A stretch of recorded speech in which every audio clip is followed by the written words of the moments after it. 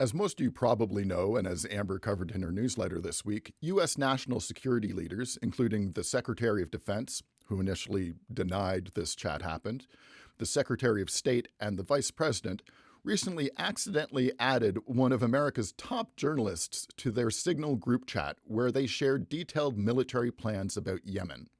This included, and I quote, precise information about weapon packages, targets, and timing. So to be absolutely clear, this definitely could have put the lives of U.S. servicemen in risk. Luckily, the mistakenly included individual, Jeffrey Goldberg, editor-in-chief of The Atlantic, is a principled and reasonable man who understood what his obligations must be given these crazy circumstances. But frankly, that's just pure luck. Astoundingly, the U.S. National Security Agency had just sent out a special security bulletin in February warning of the vulnerabilities of using an encrypted messaging service like Signal and trying to discourage its use. Now, Signal is one of the most secure encrypted chat apps out there, with no reports of it ever having been compromised by hackers. But there are obviously a few things I think we can all learn from this crazy situation. One, it doesn't matter how thorough Signal or any other provider's encryption is if you've invited somebody to share in your conversation from the inside. So make sure you trust that person or no amount of encryption is going to help you.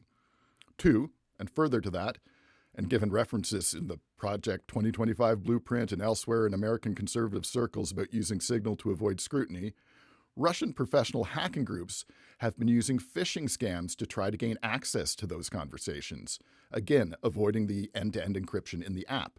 So you can't even necessarily be sure that everyone in the chat is really who they appear to be.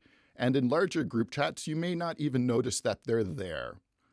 Third, don't forget that while some apps may notify you when somebody takes a screenshot of your chat, there's no real defense against or ability to be aware of somebody taking a photograph of your phone screen with a second phone to capture the information in a chat.